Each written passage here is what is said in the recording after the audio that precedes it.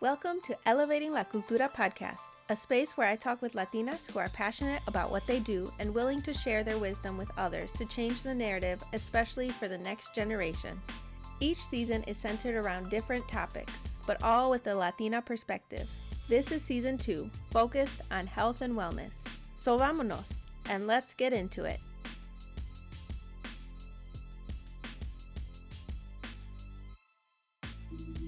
Hola! We made it to my last guest for season 2. Today I'm talking with Jen, a functional trainer with her company Well with JQ. I felt like we could have talked all day about all the things food and fitness related.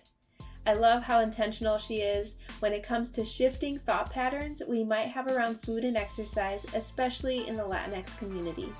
It really is a great conversation, and I think many of us will be able to relate. So I hope you enjoy this episode.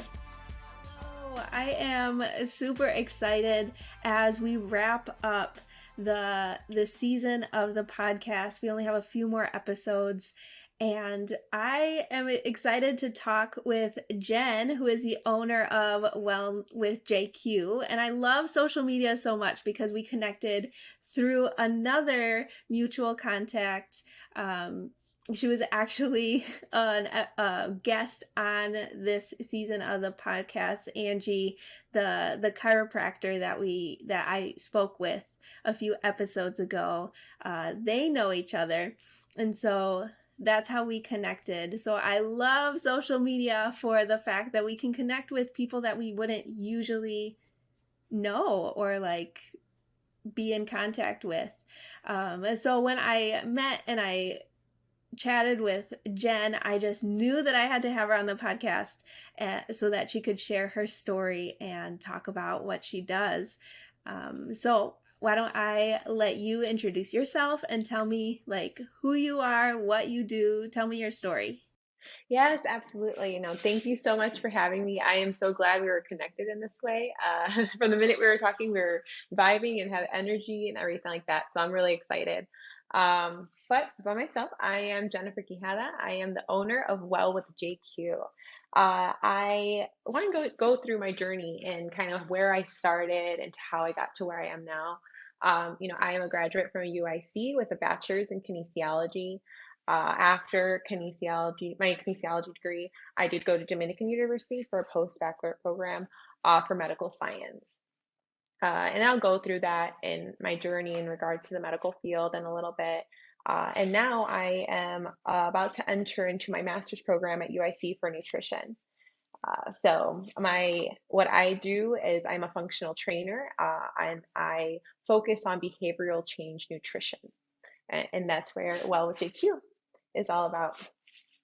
When I was reading about you and like your bio and like looking through your Instagram, I instantly connected with what you were posting and the encouragement that you were putting out there, because I feel like especially as a Latina, we get so many like confusing messages when it comes to nutrition and like wellness.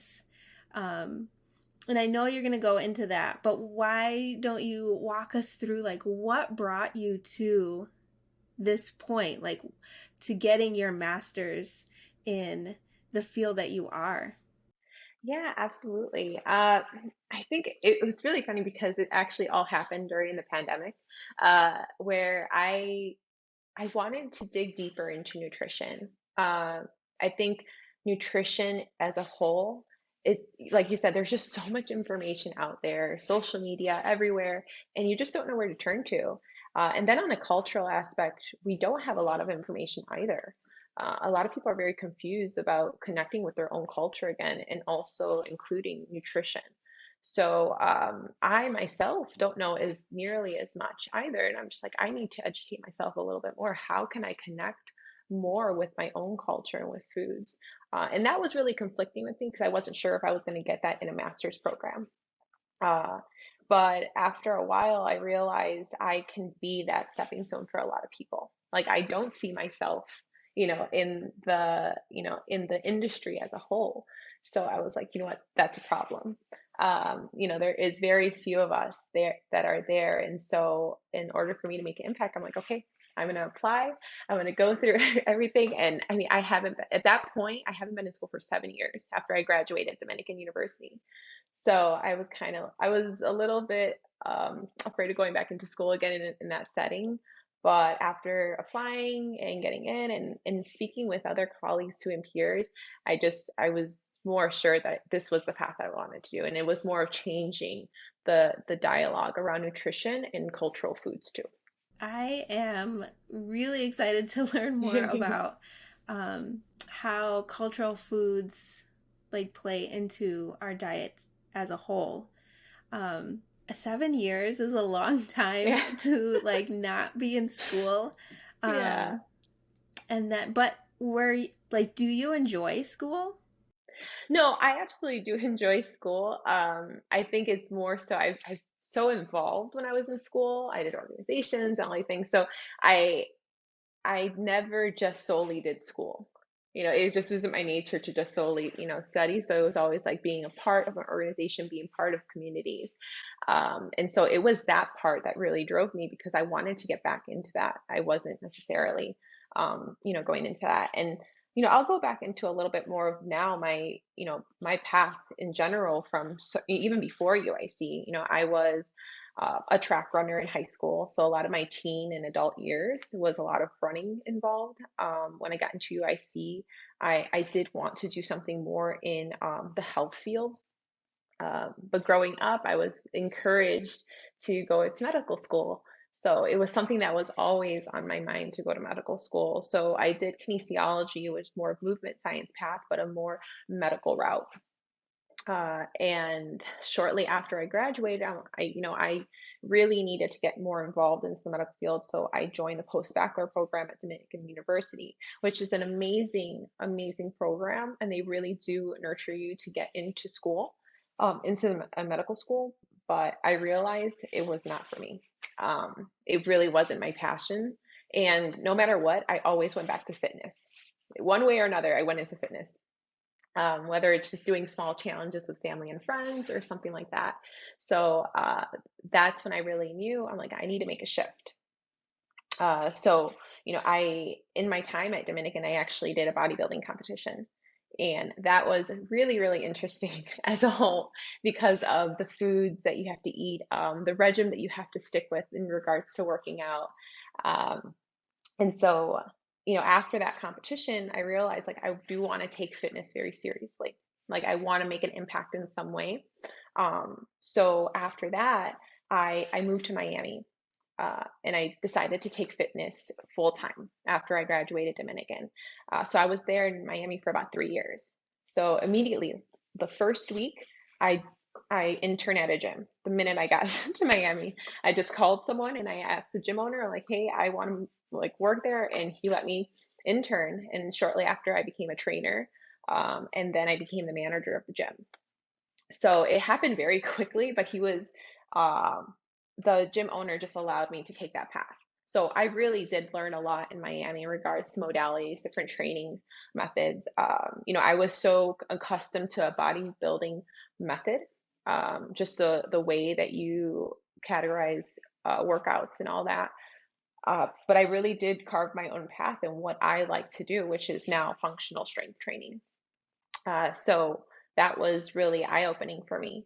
So, you know, but what happened is because I went so fast into the industry, I actually ended up burning out. And it was really tough on my body. You have these views in your mind of who you should be as a person when you join a profession. And so I was all in. I wanted to work out 6 times, 7 times a week. I wanted to eat and weigh all my food because I had this mentality from bodybuilding that I'm like, okay, this is how I'm going to do it. And I burned out and then I left the industry. Um, so it wasn't actually until I came back to Chicago where I went back. But I decided to now kind of tap into my entrepreneurship, personality is do my own thing. So I ended up building a business. And at the time, it was actually called Good Fitness. So Well didn't come until probably like about a year ago. And I wanted Good Fitness to just be a space where people didn't feel like they had to go 100 all the time. It's just good. It's good, like, and that, because I think that's just what I struggled with so much, is that I always wanted to just go all out, and I didn't find a balance between fitness and nutrition as a whole, just because of my experience at the time. And so then, shortly after, a friend of mine from Miami approached me about an opportunity to want to build an online fitness business and nutrition business, and I accepted. I really wanted to really do this the right way, in a sense of understanding the sales, the marketing part, and the business part of it, but also understanding how I really want my business to bloom. What is the actual message that I want to give to people? And I'm still evolving that right now. I'm still understanding what my clientele are, and what I want people to understand when it comes to the wellness industry. Yeah, so my business partner, who actually lives in Miami, him and I, discuss all these ideas and thoughts all the time. And this is what Well is today now. The thought process about food and the thought process about movement. But I also want to take it another level, where talking about the community, talking about on a cultural aspect, applying to my master's of nutrition. I didn't necessarily know the niche. I originally wanted to do hormonal health. And that was just based on a lot of the clients that I had at the moment. But the more that I get into it, the more I realize how our cultural foods and our emotions are involved in food. So I really want to make that connection as well. So that's a little bit of the shift there. I love that you're sharing so honestly, because I feel like so many people can also relate, and maybe that's why we like connected so quickly, because whenever I do anything, I also really enjoyed being in school, and like I always took my academics seriously. I always like gave 100 if not more um to whatever I was doing, and the same applied to working out. Like as soon as I started working out in college, like I was running like 7 days a week. Like I did not have any rest days. I was like I pour myself into whatever I'm doing. And that could also be like, I'm realizing that's like a common trait of a firstborn. Uh, and it's also, I think, stems back from being Latina, and it's very cultural. And like being a daughter of an immigrant, like we're taught to always be working harder and be working um, to get like we're gonna need to work harder if we want to get ahead, if we want to get the results. Um, but at the same time, the things that are around us in this society um, are don't necessarily take into consideration the cultural aspects that we're coming from, and a big piece of that is food. um, so I would love for you to talk us through like your journey and what like made you shift in your way of thinking about food. No, absolutely. No, it is really important aspect in regards to our family, and us being, our parents being immigrants coming here, and it's really understanding that they want the best for you, right? And so, but you have to come into a place where, how do you amend the both, where you can still make them proud, and still, but push the boundaries.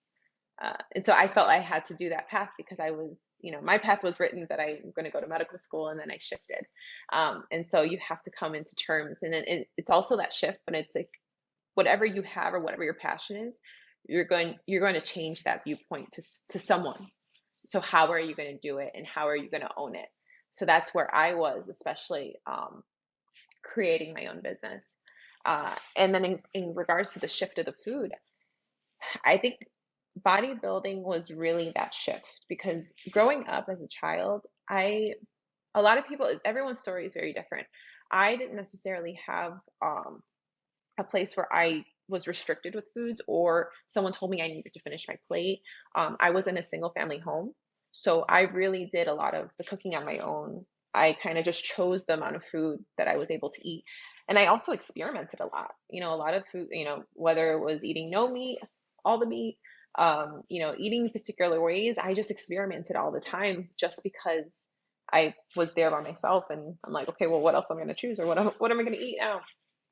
And so I really think that after doing a bodybuilding competition, it shifted everything, because I no longer thought of food as like maybe an energy driver. I just thought of it as something I have to do to get to this competition and complete it. Food became a number to me, and it was constantly me weighing food. And what the distinction that I didn't make when at the time was that bodybuilding is a sport. Bodybuilding isn't a lifestyle. And a lot of people don't make that connection because they believe that anything that you do in your bodybuilding competition, you should also apply it in your real life. But it's a sport. You have to have a particular regime. You have to eat a particular way to get it to a particular goal for the sport. So I do try to advocate a lot in regards to you have to adapt to your own lifestyle. And if you do join anything that's in sport related, you have to understand the two are different. So that was a really eye-opening thing for me, because after my bodybuilding competition, it took me about 2 years to unlearn everything that I learned in that 7 months of training. It was a lot of documentaries, a lot of readings, a lot of, because how do I make food meaningful again? Food should be through experiences, social setting, your family, love. Like, it's so much more than just weighing your food on a scale and hoping that it gives you muscles when you're in the gym or something like that, and there's time and places to discuss what food can do for you on, a physiological level.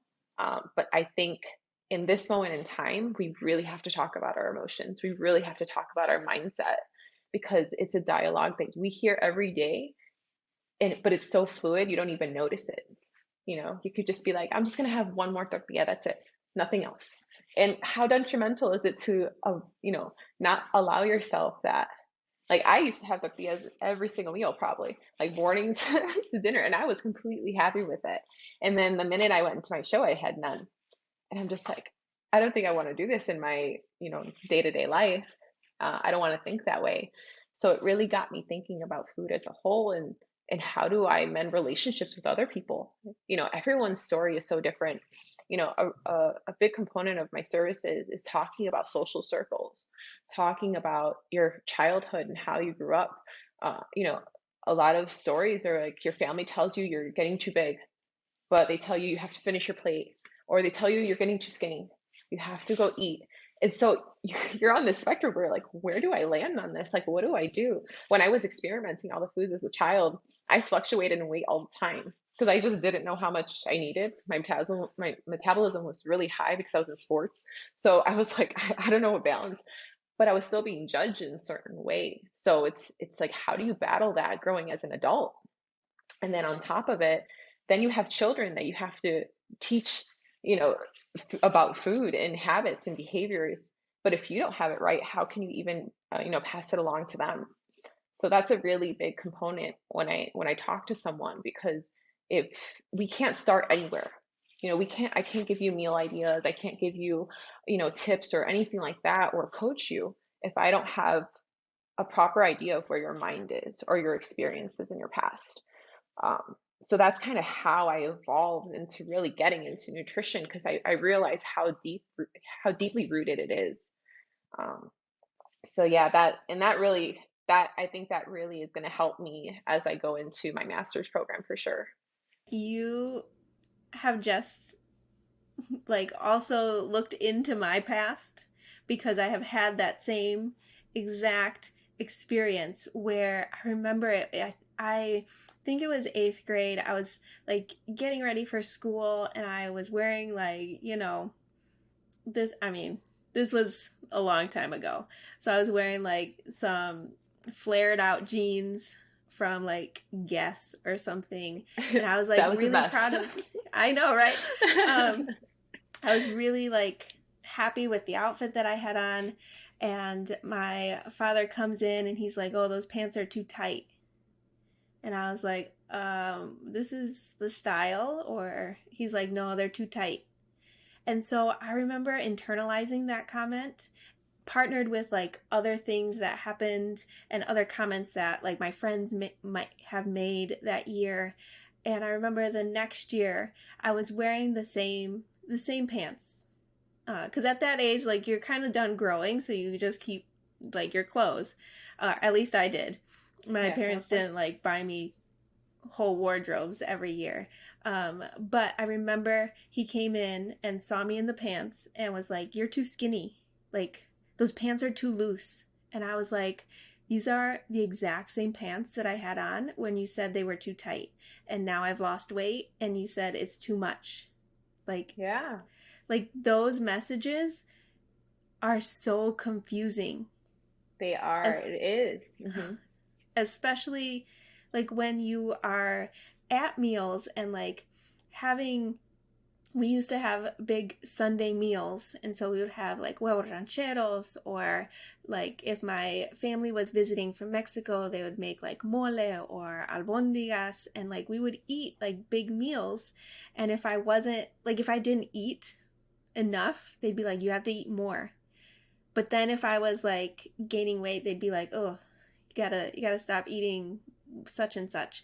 So the messages that I received as like a preteen were so Yeah. confusing and like so harmful to who I was trying to figure out, like who I was being, Yeah, how I absolutely. looked. And you are so right, because I am trying to shift that narrative for my own kids. Like, I do not comment on how they look at all. Like, we talk about how foods give them energy and how they need a whole variety of foods, and like we talk about like the difference between foods and the difference of energy that you're receiving from the different foods. We celebrate like cultural foods, um, Yeah, but you shift the dialogue. yes, Hmm. but like unless you're doing the work to actually learn about how to do that, like it is so hard. Like, I remember doing the work, doing work in my own journey about my own physical appearance and weight during my Hmm. college years. And like even after I had kids, I thought that I was like, okay, I've got it figured out. But even after I had kids, like I'm still learning. Yeah, no, and there is so much information. And I think when I speak with clients about this is that it's always going to be evolving. There is never going to be this cookie cutter way of how you should eat, what you should eat. It's just never going to happen. It's science at this point, you know. But the thing is that we can't always think of it just as a science, but we also have to think of it as the lifestyle portion of it. I think people get so confused, and to kind of trail back a little bit in regards to what your family members, told you at every party or anything, it's that you never have an idea of what your hunger cues are. You never know when you're just content with eating and then, okay, now I'm done. Like you never had that power to say, no, I don't want to eat this anymore. So growing up, we were very powerless in that sense. So how do you even regain that power as an adult? As a, like you're well into your adult years and now you have to unlearn it. And even if you do learn it, you have to relearn, unlearn, relearn, unlearn. And so it's this process. So what I always tell everyone is that you have to accept that process, and it's always going to be continuous. It's continuing learning that, because people think that, okay, as long as I lose or gain the 10 pounds that I want to lose or gain, I'm okay. That's it. I reached my goal. That's it. But that's never going to happen in our body.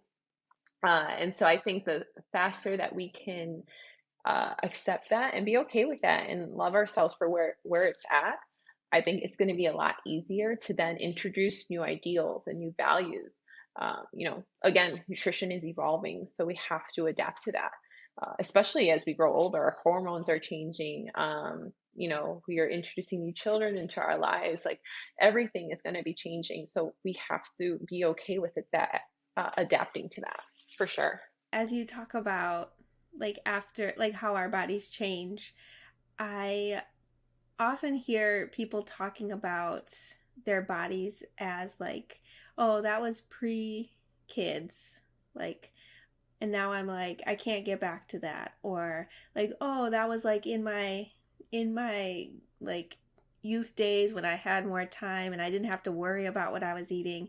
And now it's just like, I don't have time. Like everyone, Yeah. like it's so easy for us to get caught up in like what we had as far as Yes. like a faster metabolism or more time to work out, as opposed to thinking about where you're at now and how you can like feed your body to the Where best. it's at now. Yeah. Yes, Hmm. exactly. And I that has been a huge like mindset shift for me. My kids are older ish. They're 10 and 8. So this has been like a journey that I've had for the past 10 years of um, realizing that my body does change in the different seasons of my life, and that's Hmm. okay. Like, Yeah, it's not absolutely. supposed to stay the same forever. Yeah, no, and the food that nourished you at a younger age doesn't probably nourish you the same way it nourishes you now. Like you need different things in your life as you grow older. And there one thing that always sticks out to me when I speak to clients, they always look back to when they were in their early 20s. I don't know, that's like the age for a lot of people. That's what I've noticed. I make a lot of observations and I do my little data collection, but for some reason, like the early 20s is what people always look back on. And they like, I just want to get back to that weight, or I want to get back, or I want to increase weight. Everyone's goals are so different. Um, and and the first thing I have to tell them is that, do you even know how your body is going to feel if you go back to that? Like, we don't even know how our body changes anymore. If you wanted to lose or gain a particular amount of weight, or you wanted to gain muscle, or, whatever the goal is, do you know how it will actually change? And then will you even like that end, goal? So that's something that's very scary for a lot of people because no one knows how their body's going to change when they actually go through changes. Um, so since they're uncomfortable with that space, they they always look for that comparison. So their goal is no longer about them. Their goal is about looking like someone else. And that really does hurt me on a sense because we don't end up loving ourselves, especially when we change. And then if we do change the way that we, in our head made it up, or more so like how we wanted to change, and we don't like it, what happens? What do you do with yourself after that? You have to create an environment for yourself that no matter what stage your life is in and what body it forms, that you're going to be okay with that. You're going to give yourself grace that it's serving you. No matter what, it's serving you. And so it is very, um, it's really hard to hear some people say that because that they want to look a particular way and it's not for their own well-being. Um, and I want to shift that. That's the first thing I probably talk to a lot of clients with because I do want to shift that mentality right at the moment that it's happening. And then not necessarily that I'm going to change it immediately, but it's to start the conversation then at that point because that's something that they can take home with them and really discuss and digest. Um, so that's something that really hits home. I appreciate you diving deeper and talking about these things because I do feel representation is so important. And having the Latinx representation and voice behind wellness and nutrition and physical training is so important because there's not a lot of voices in that field. Um, why would you say it is important for the Latinx community to be educating themselves on nutrition, physical training? Like, why is that so important for our community? I think it's important because we need to make a footprint that we don't have to necessarily healthify our foods all the time. We don't have to we need to own that industry in a sense because our foods are going to get lost. I don't always have to have brown rice. I don't always have to have, instead of corn tortillas, have whole wheat. You don't always have to swap it just because it seems healthier. Um, and the thing is that there's just not a lot of research, right?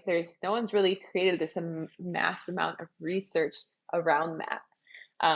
So how do you really convince people, right? And the only way to do it is to just put your foot in the door and be like, hey, I'm gonna start this conversation about arepas and tortillas and and all these different foods so that you can understand they are healthy.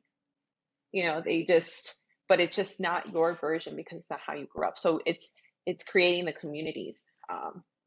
So I think that's really big for us, and also it's visually. You don't see a registered dietitian often with really curly frizzy hair, and and just the personality as a whole. I want it to be bubbly. I want it to be comforting for someone to speak to me and they feel really comfortable because the way that I look too, because I look like you. I had the similar experiences like you growing up. My family, coming from Mexico, similar background. So the more connections we can make in that sense, the easier it is to heal for a lot of people. Um, some people are like, thank you so much for creating the space. And it's so interesting to hear that for me because I really wanted to make it so authentic to myself. And I didn't realize how many people um, actually had the same experiences. So I didn't know how many people were actually going to relate to me.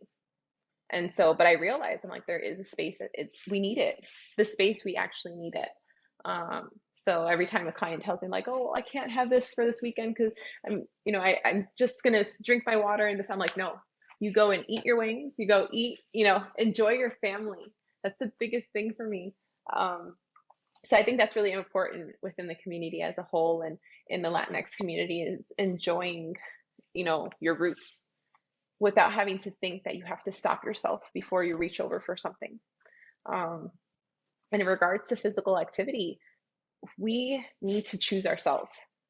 Our families, our communities are so hardworking, and we tend to lose ourselves, from working all the time. But we need to choose ourselves. We need to move a little bit more. We need to really honor ourselves. Uh, I think the biggest thing when it comes to physical activity is that there's not enough resources. But I think it's also changing the dialogue that you don't need to go into a traditional setting of an exercise or workouts in a gym. I think a lot of people feel like a gym is daunting, that it's very scary for them to go into it because they don't know what to do.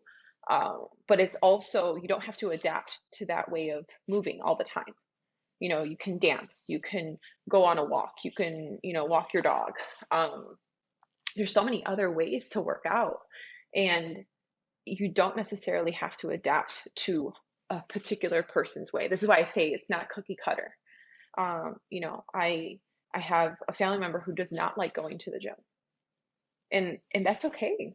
You don't like, I don't want to make you feel like you're not doing your part in your own health just because you know you're not going to a gym. Let's find another way that you like moving, because the minute you say you have to do something for your health, you're going to always have this negative connotation towards it.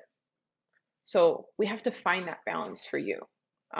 So that's why a lot of my surveys are it really is the dialogue of the client.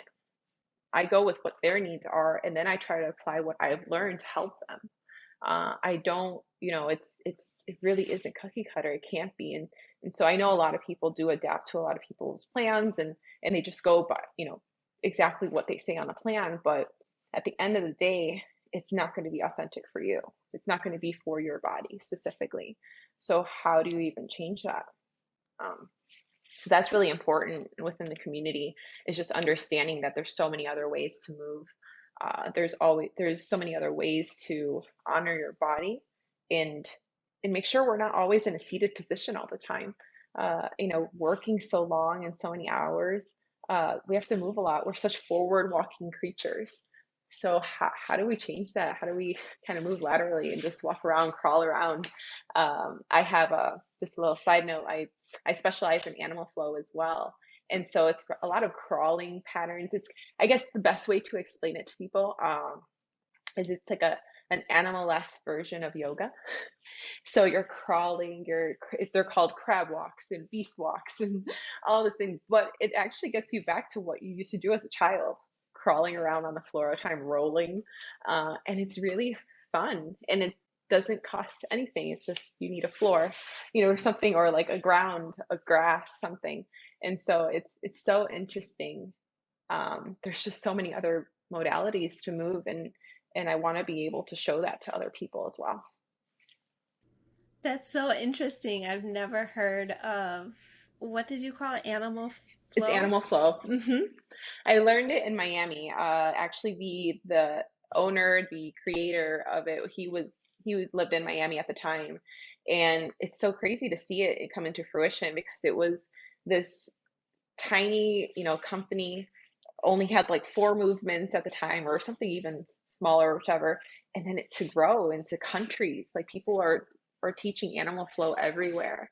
Um, so I do add it into my programs, and they do well. Like it's I change the programs accordingly to clients, but some clients really love animal flow. They like going on their feet in their legs.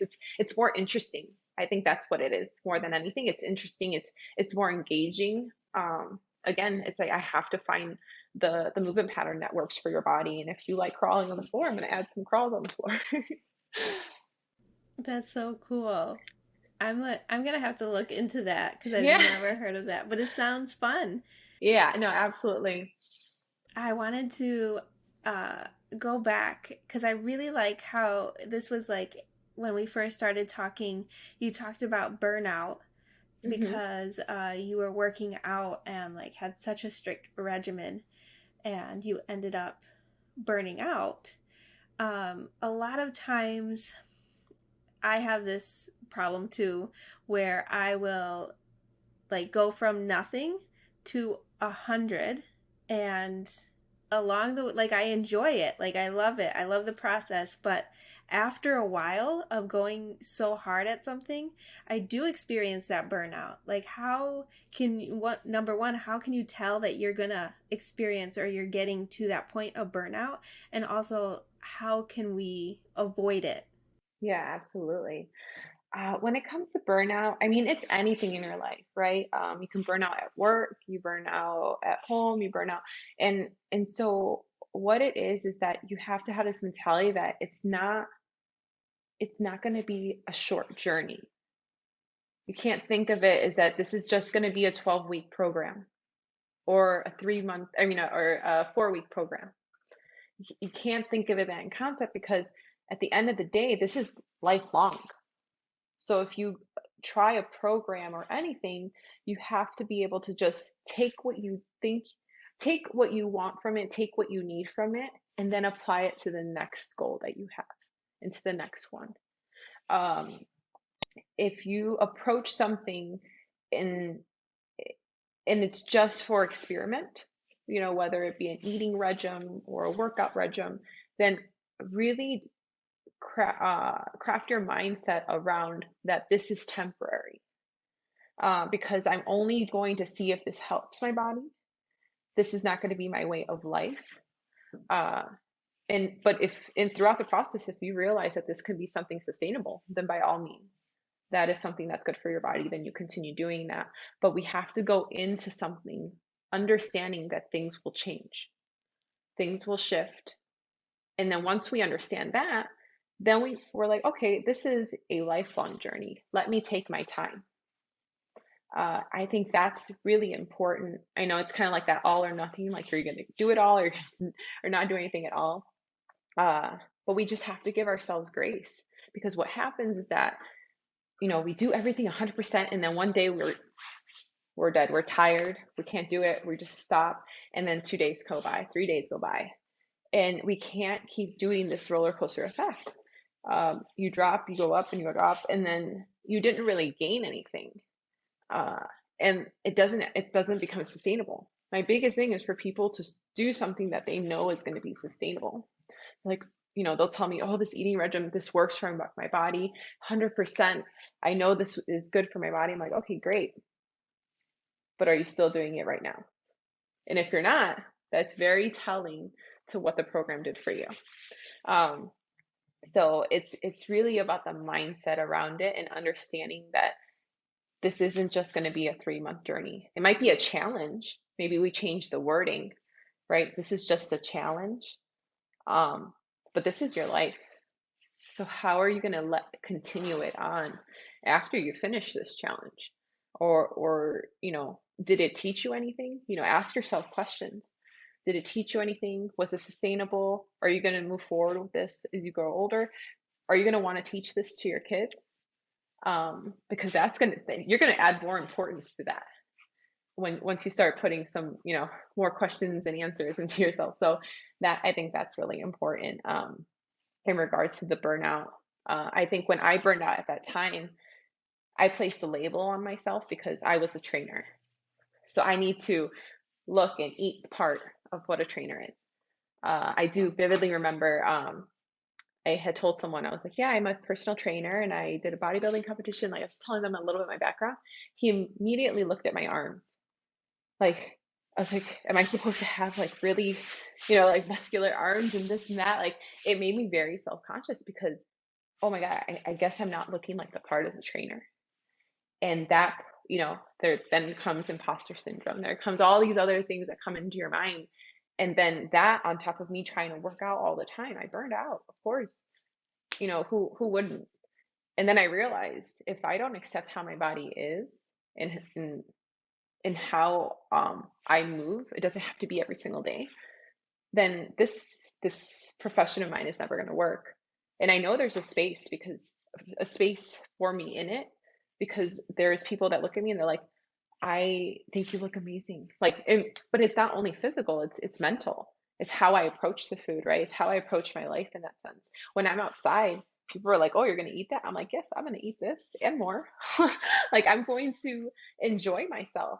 And then that actually becomes very contagious for people, because now I'm actually living my truth.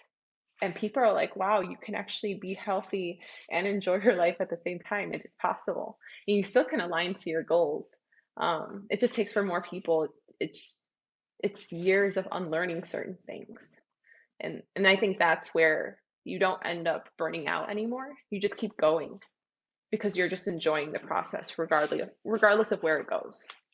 I'm realizing as we talk through things that, and this goes back to something you said earlier, that when you work with people, they might say, like, oh, I want to go back to how I was in my 20s.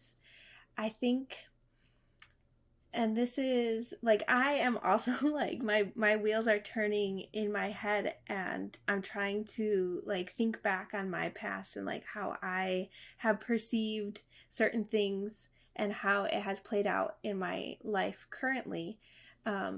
But when I was in school and I was in college and focused on academics, like I had to give 100% because I had to keep the scholarships, I had to get the grade, I had to graduate and be the first to graduate with like the highest honors that I could possibly achieve, Mm-hmm. um, to make my family proud. And I know that like there's a certain mentality that I had, or expectations on myself, um, Mm-hmm. to work that hard.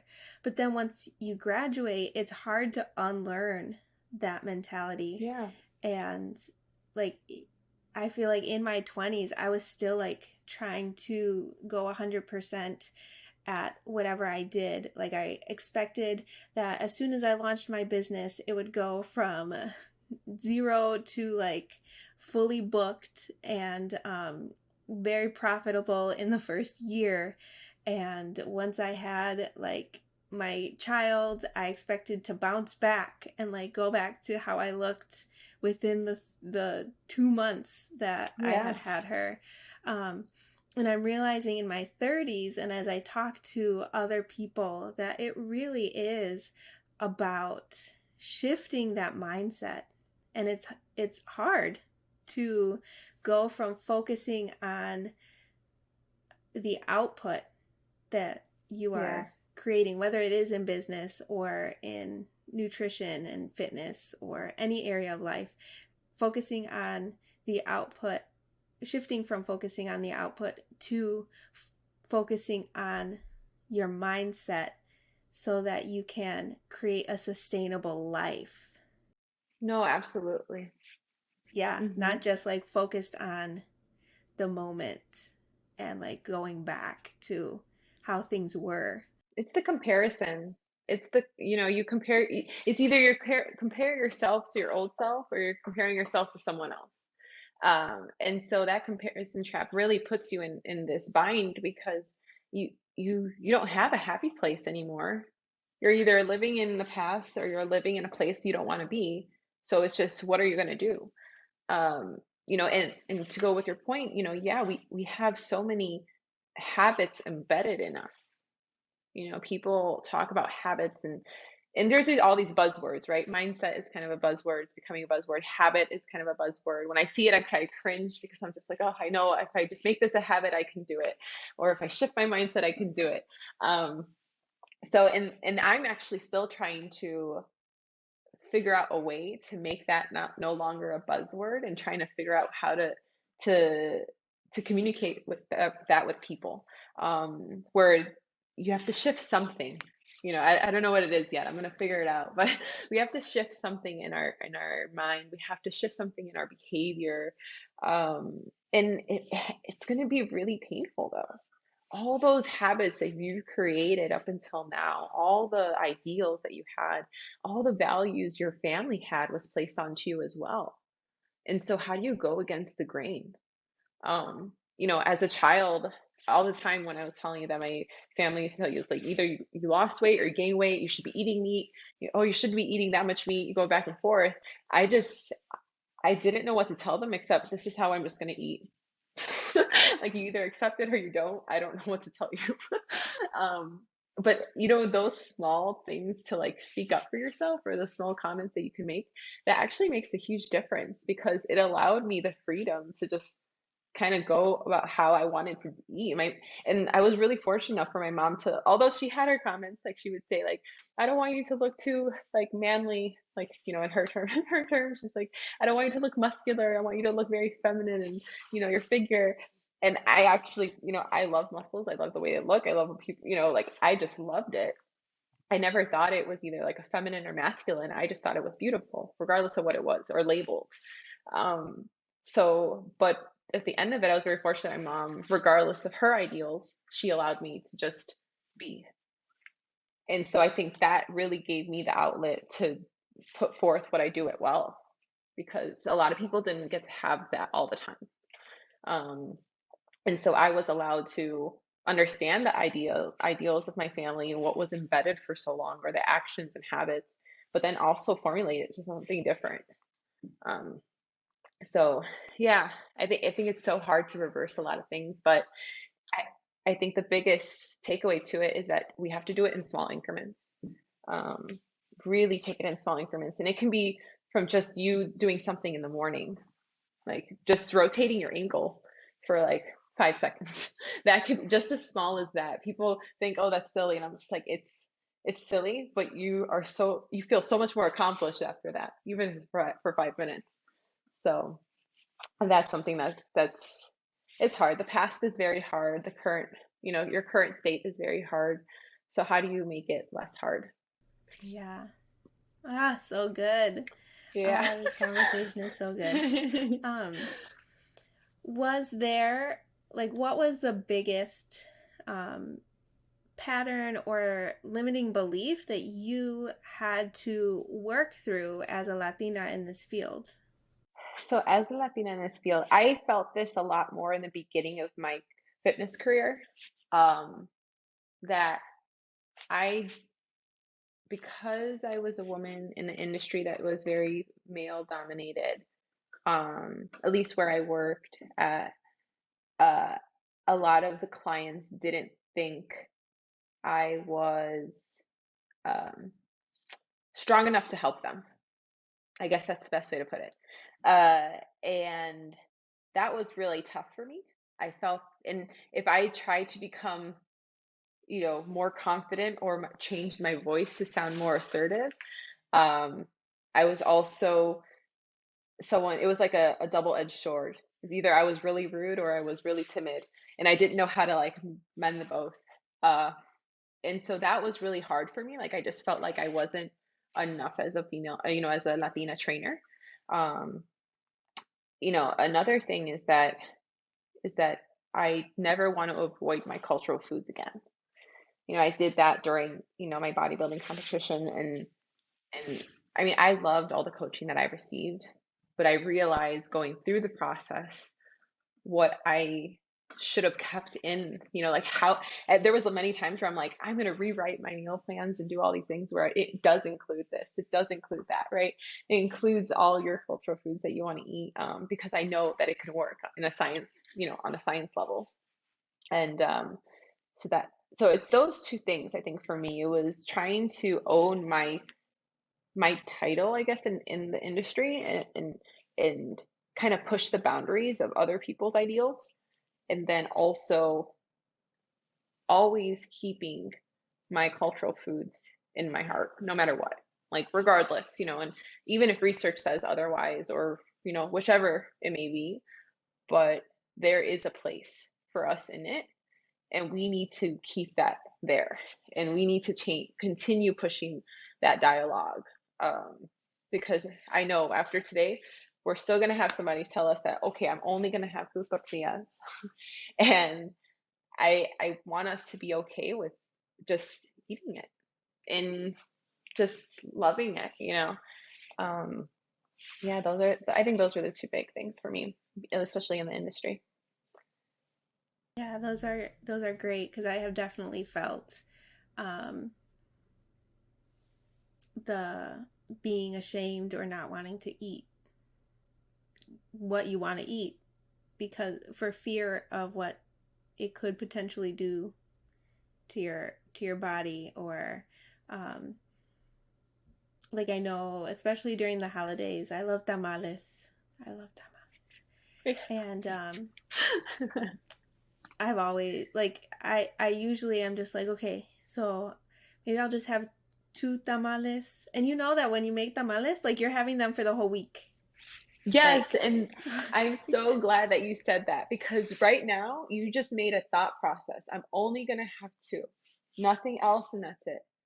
And that thought process only took 2 seconds, but that's years that you're gonna have to unlearn and think about, like, oh, like I got that all this past Christmas. Like everyone's like, okay, but yeah, it's true. Like when we get tamales, I'm eating them in the morning, I'm eating them at lunch, I am eating them at dinner. Like that is what my reality is for the next week, and I am completely okay with that.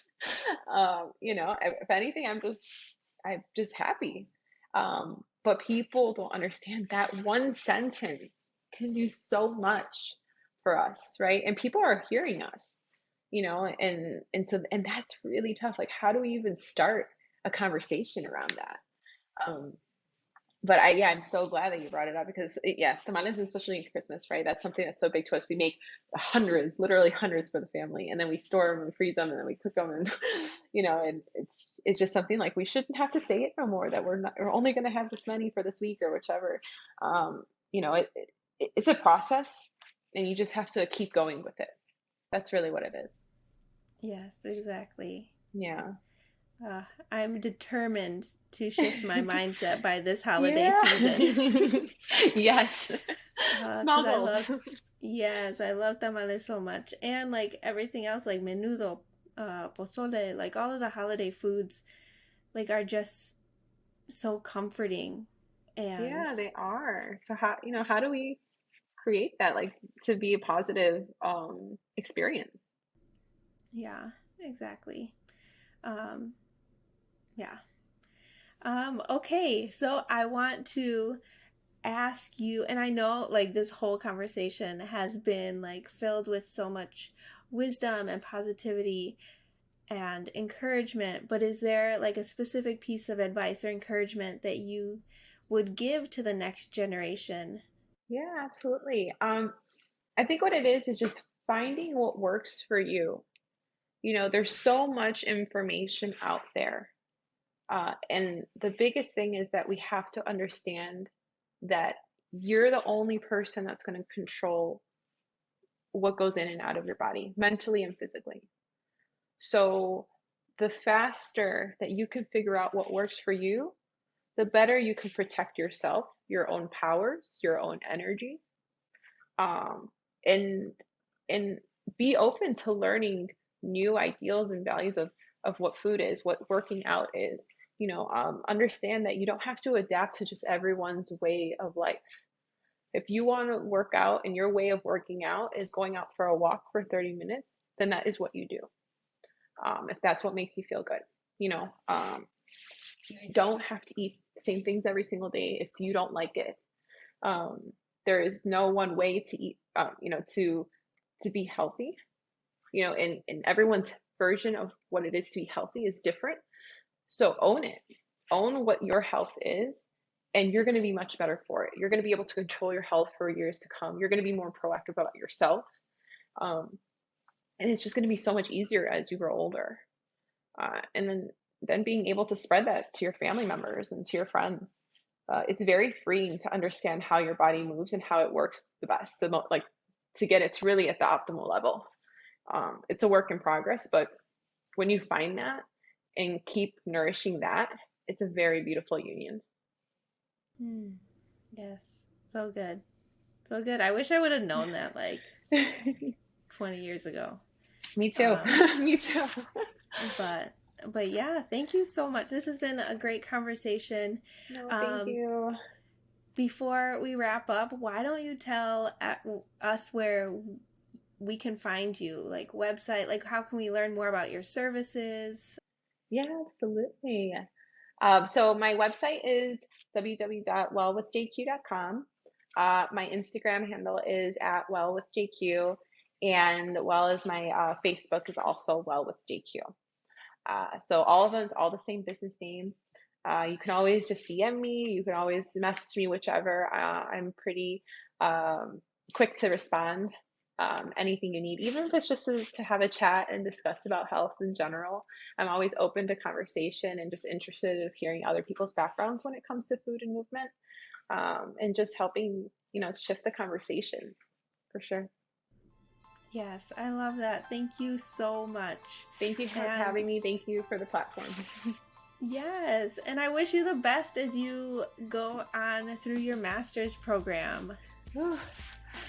Yes, I'm I'm excited a for little what nervous, you'll. but Yeah, no, it's gonna be great. I'm excited for what you'll learn, and then the representation you're bringing to this industry, I think, is so important. So I am proud of you. I'm rooting for you, and I'm excited for this next step in your journey. thank you so, so much. Yay. All right, we will talk later, and thank you so much for your time and sharing all of the knowledge with us. Thank you. Of course, no, my pleasure. All right, bye. Isn't it so inspiring that Jen shows us you can always shift and pivot and go back to school to actually pursue what lights you up? After this conversation, I realized the importance of continuing to challenge past ideas around food and those confusing comments that we hear from family, and actually free ourselves of the guilt surrounding food, especially cultural food. I felt like I could relate to our whole conversation, and it's always so encouraging when your feelings are heard and validated. So I hope you're also encouraged that you're not the only one struggling to figure this out. Okay, amigos, thank you so much for listening. If you enjoyed this conversation, please rate on Apple Podcast, share, take a screenshot to post on Instagram at Elevating La Cultura, or send me a DM. You can also comment on this YouTube video if you're watching online. I always like to hear from people and how they resonate with the stories that I share. So, enjoy the rest of your day, afternoon, evening, whenever you're listening, y nos vemos next week. Bye!